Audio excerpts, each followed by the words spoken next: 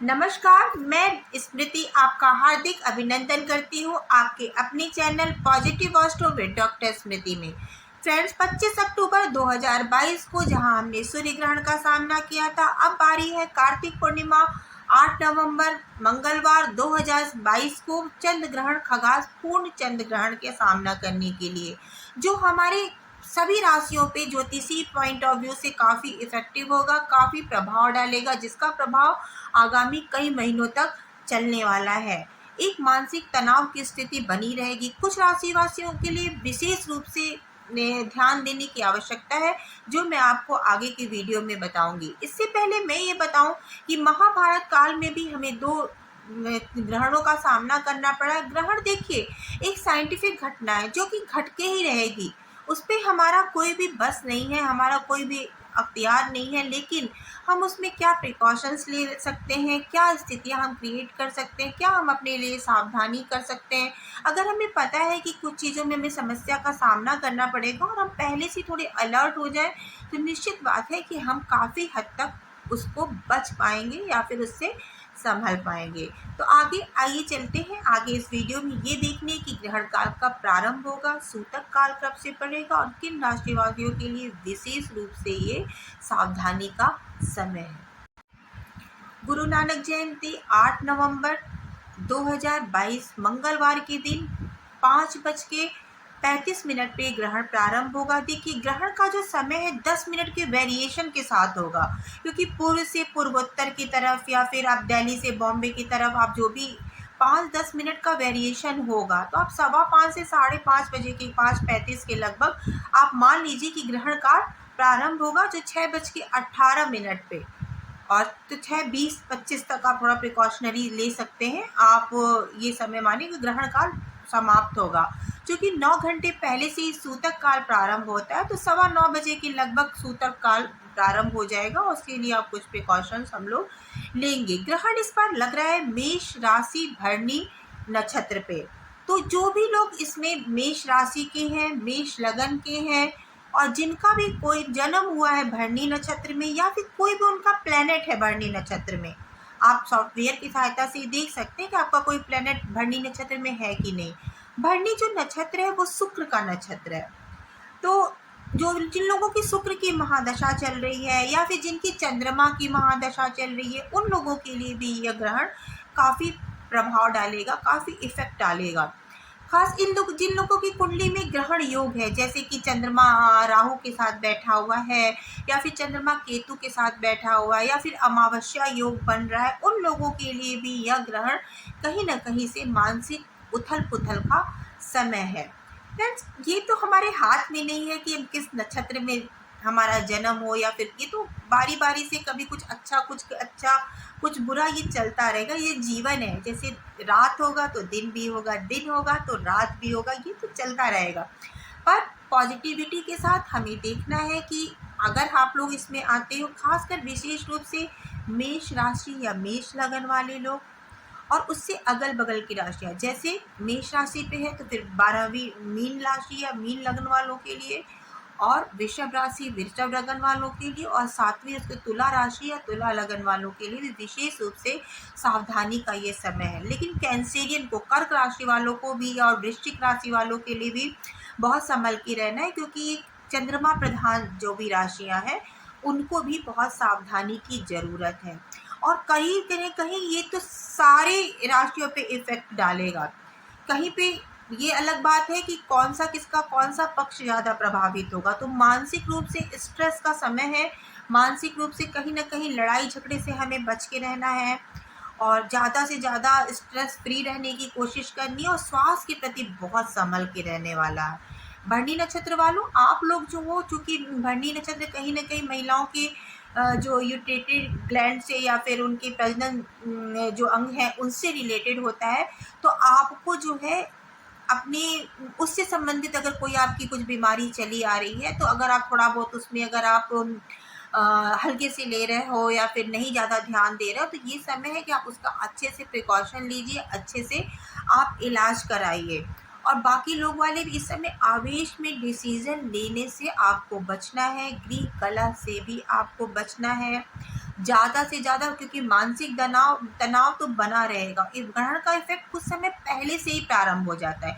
मेरे ही जैसे बृहस्पति और केतु जो है मेरे भरणी नक्षत्र में, तो मैंने ये देखा कि मेरा मूड जो है थोड़ा स्विंग जो है, और कैंसेरियन हूँ मैं, तो मेरा मूड स्विंग्स जो है 3-4 दिन पहले से ही मैं देख रही हूँ कि मुझे थोड़ा-सा डिप्रेशन, थोड़ी-सी उदासी सी फ़ील होने लगी। पर चूँकि हम लोग एस्ट्रोलॉज़र हैं, हम जान रहे हैं कि टेम्परेरी है, तो इस समय हम अपने आप को और ज़्यादा मेडिटेशन में और ज़्यादा साधना में लिप्त करने की कोशिश करते हैं कि इस चीज़ों से हम लोग उबर सकें। आपकी हमारे साथ जुड़ के अपने लाइफ को बनाइए बेहतर, और कोशिश करिए कि आप लोग इस समय आवेश से बचिए, और अपनी बीमारी अगर छोटी-मोटी हो रही है तो उसको आप लोग इग्नोर मत करिए।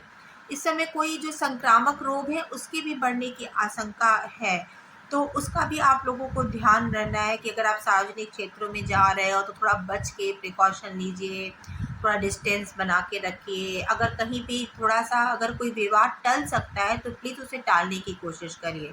अब हम लोग बात करते हैं कि ग्रहण के समय हमें क्या प्रिकॉशंस लेने हैं। गर्भवती महिलाएँ, आप लोग अगर ग्रहण के समय आप लोग को ज़्यादा प्रॉब्लम, आप लेट के जो ग्रहण का काल है 5:30 से 6:18, 5:35 से 6:18 लगभग, उस समय आपको नमः शिवाय मंत्र का जाप करना है सबको।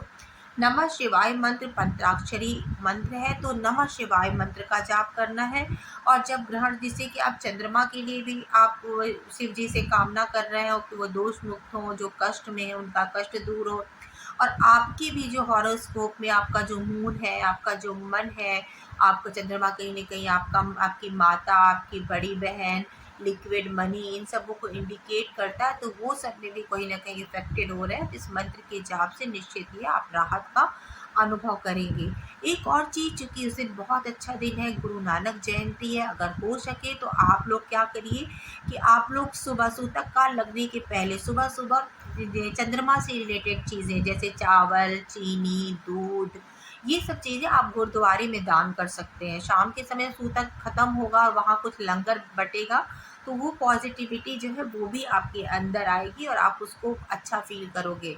अगर गुरुद्वारा नहीं है तो आप किसी मंदिर में दान कर सकते हो, किसी ज़रूरतमंद को दान कर सकते हो। तो दान की कुछ न कुछ चीज़ें आप ज़रूर निकालिए। देखिए, ये ग्रहण है ना, वो दान से, मंत्र से, जप से, मेडिटेशन से, इन्हीं सब चीज़ों से हम उस पे ओवरकम कर सकते हैं। बाकी ये तो घटना है, वो तो घट के ही रहेगी। अब बारी है देखने की कि अलग-अलग राशि या लग्नों पे, आप राशि और लग्न दोनों के अकॉर्डिंग देखिए, क्योंकि ये चंद्र ग्रहण है, तो दोनों का इफ़ेक्ट आप पर आएगा। तो आप बात आरंभ करते हैं मेष राशि या लग्न वाले जातकों के लिए। उन पे सबसे ज़्यादा इफ़ेक्टिव होगा, क्योंकि उनकी राशि पर ही ये ग्रहण है, तो उनको सावधानी रखनी है विशेष रूप से गाड़ी चलाते वक़्त, वाहन के समय, और उनको अपने स्वास्थ्य का रखना है विशेष ख़्याल, और उनको ये भी देखना है कि ज़्यादा खर्चे से अगर कुछ अनावश्यक के कुछ एक्सपेंडिचर हैं जो वो टाल सकते हैं, तो प्लीज़ उसको टालिए। वृष राशि या वृष लग्न वालों के लिए ये उनकी राशि से 12वें भाव में ये जा रहा है गोचर, तो ये आपके लिए कोई मतलब विशेष रूप से हानिकारक स्थिति नहीं है, लेकिन अगर आप मेडिटेशन वगैरह करना चाहते हैं तो आपके लिए अच्छा समय है अपने चित्र को एकाग्र करने की कोशिश करने का, क्योंकि ये जो हमारा जो ये ग्रहण होता है, ये हमारे आध्यात्मिक साधकों के लिए एक विशेष अवसर भी होता है अपनी मंत्र सिद्धि करने का। तो वृषभ राशि वालों, आपको थोड़ा-सा अपने स्वास्थ्य का ख़्याल रखना है, और आपको इसके साथ ही साथ आपको, अगर आप मेडिटेशन या कोई मंत्र सिद्धि करना चाहते हैं तो ये समय आपके लिए बहुत ही उपयुक्त है। मिथुन लग्न वालों के लिए, ये मिथुन लग्न या राशि वालों के लिए ये जो गोचर है, वो उनके, ये जो ग्रहण है, ये राशि से उनके 11वें भाव में होने वाला है, तो ये उनके लिए अच्छा होगा, क्योंकि कहीं ना कहीं से धन लाभ होगा उनको, और उनको आमदनी के नए अवसर जो हैं वो उन पे बनेंगे, नए अवसर खुलेंगे, और कोई पुराना अगर पैसा फंसा हुआ है तो वो मिलने के चांसेस हैं उनके, तो उनके लिए ये अच्छा है। थोड़ा सा दान पुण्य करें तो ये निश्चित बात है, ये आपके लिए ज़्यादा इफ़ेक्टिव होगा। अब बारी है कर्क राशि या कर्क लग्न वालों के लिए। कर्क राशि या कर्क लग्न वालों के लिए यह गोचर जो है दसम भाव में जा रहा है उनके करियर में। तो इस समय एक बात का विशेष ध्यान रखना है कि आपके बॉसेस अगर हैं तो उनसे वाद विवाद की कोई स्थिति बन रही है तो वहाँ आप जज बनने की कोशिश मत करिए। अगर वाद विवाद हो रहा है तो उसको थोड़ा कामली, थोड़ा सा उसको टाल दीजिए।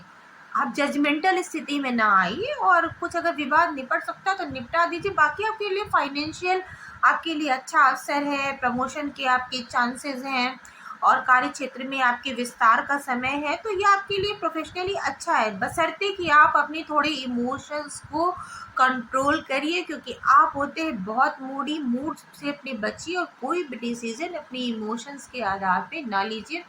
और अगर कोई भी वाद विवाद है, अगर 1 महीने के लिए आप टाल सकते हैं, अगर कोई इश्यूज है तो बिल्कुल उसको टाल दीजिए। सिंह राशि वाले या सिंह लग्न वालों के लिए आपका ये गोचर आपके भाग्य स्थान से हो रहा है। तो पहला तो आपको अपने पिता या फिर घर में किसी लोगों के स्वास्थ्य से रिलेटेड आपको कुछ समस्याएं आ सकती हैं, जिसको आपका प्रिकॉशन लेना है।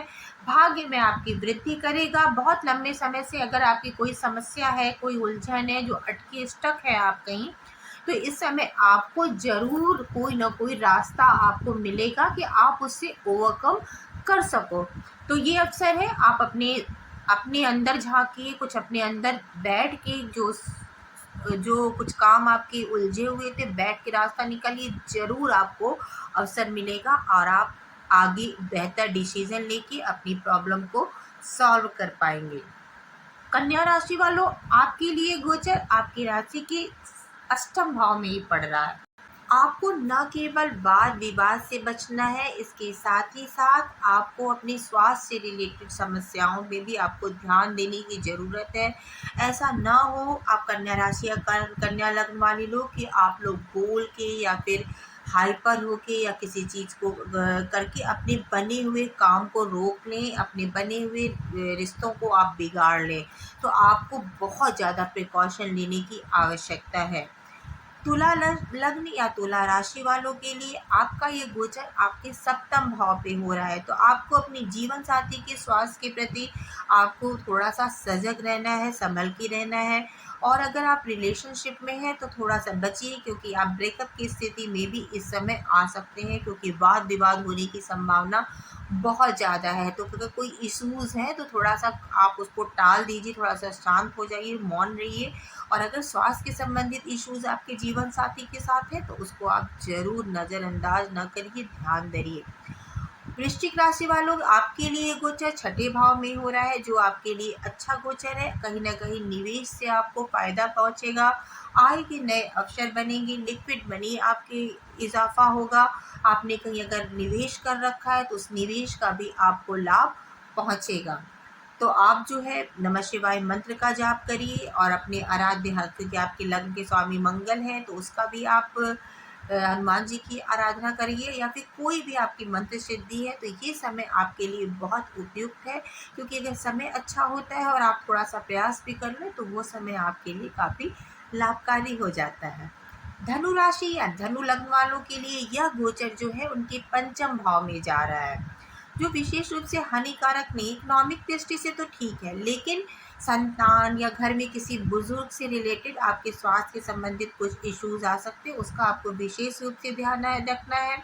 पंचम घर न केवल संतान का, प्राइमरी एजुकेशन का, आपकी हॉबीज़ का और पूर्व पुण्यों का भी ये घर है। तो अगर आपको पूर्व पुण्यों से रिलेटेड आपको अपने कर्मों में इजाफा करना है, पुण्य आपको बरकरार रखना है, तो आपको करना है विशेष रूप से साधना। धनु राशि वालों, अगर आप कहो कि आप आध्यात्मिक नहीं हो तो मैं मान ही नहीं सकती। स्पिरिचुअल आप बाई बर्थ होते हो, तो वो स्पिरिचुअलिटी अब समय आ गया है कि थोड़ा समय देके उस चीज़ को आप थोड़ा सा और समय दीजिए और आराधना करिए, तो निश्चित ये समय अच्छा जाएगा। लेकिन प्रेम के मामलों में विशेष रूप से आपको सावधानी रखनी है। आपको कहीं ना कहीं वाद विवाद से बचना है। वाद विवाद का कोई अवसर है तो आप उसको टाल दीजिए, और संतान के संबंधित कोई समस्या है तो उसको नज़रअंदाज ना करिए, उसका विशेष आप ख्याल रखिए। मकर राशि या लग्न वालों, आपके लिए गोचर हो रहा है आपके सुख भाव चतुर्थ भाव से। तो आपको बहुत ही सावधान रहने की आवश्यकता है। कहीं ना कहीं से घर की सुख शांति में थोड़ा सा इफेक्ट आएगा और आप कहीं ना कहीं अपमान का सामना कर सकते हैं। आपको रखना है अपने खर्चों पे नियंत्रण। जो अभी बहुत ज़्यादा फिजूल खर्ची हो रही है उस पे आपको लगाम लगाने की आवश्यकता है। और कहीं भी जब अपमानित होने वाली स्थिति है या सिचुएशन है उससे भी थोड़ा सा रहना है आपको बच के। कुंभ राशि वालों, आपके लिए गोचर आपके पराक्रम भाव से गठित हो रहा है, तो थोड़ा सा आपके स्वास्थ्य से संबंधित आपका थोड़ा सा जो आपके स्वास्थ्य में थोड़ा सा गिरावट आ रही थी, तो इस समय आप रिलैक्स हो जाइए। आपके स्वास्थ्य में सुधार आना प्रारंभ हो जाएगा और भाग दौड़ भी थोड़ी सी आपकी कंट्रोल हो जाएगी। पराक्रम भी आपका सही रहेगा और एक स्मूथ आपका भाग्य चलेगा। तो आपको विशेष रूप से कोई बहुत परेशान होने की आवश्यकता नहीं है। मीन लग्न वालों, आपका ये जो है आपके दूसरे भाव, आपके दूसरे भाव से प्रारंभ हो रहा है, जो आपके घर का भाव है, कुटुंब का भाव है। तो आपको पहली बात तो अपनी वाणी पे रखना है नियंत्रण। तो अपनी वाणी पे आप नियंत्रण रखिए। अनावश्यक फिजूल खर्ची से आप बचिए। और व्यर्थ का जैसे ओवर ईटिंग का जो आप कर रहे हो, उल्टा सीधा कहीं से भी खा लेना, वो भी आपके स्वास्थ्य को कहीं ना कहीं से खराब कर देगा। तो उसके लिए भी आपको प्रिकॉशन लेने की आवश्यकता है। तो ये हो गया मेष से लेके वृष राशि या लग्न वालों पे क्या होगा प्रभाव। देखिए, ये जनरल प्रेडिक्शंस है। बहुत कुछ इफेक्ट फर्क पड़ता है कि आपका जो मूल प्लेनेट है, जो आपका नेटल प्लेनेट है, जो आपके लग्न चार्ट पे बैठा है, वहाँ से ये जो ग्रहण है वो कितना डिस्टेंस बना है। फिर भी काफ़ी हद तक 60-70% तक आपको रिलेट करेगा। आप बताइएगा कि आपको क्या इसका इफेक्ट आपको लगा, कितना चीज़ आप उससे कितना रेजोनेट किया आपके साथ। अगर आपको ये मेरा वीडियो अच्छा लगा तो ज़्यादा से ज़्यादा लोगों को लाइक करिए, शेयर करिए, सब्सक्राइब करिए। कोई सजेशन हो तो प्लीज़ ज़रूर दीजिए। नमस्कार।